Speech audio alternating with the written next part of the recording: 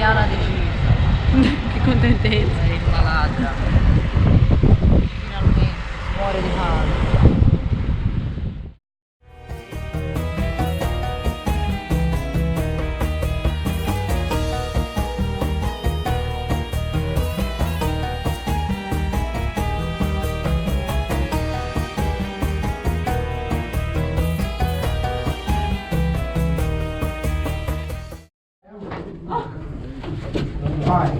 Io mi sono già stancata.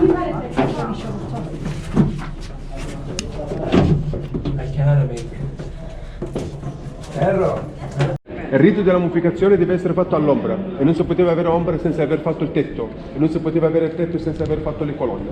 Le colonne qua sono fatte apposta, portate ogni colonna a un pezzo moderito di granito per reggere il tetto.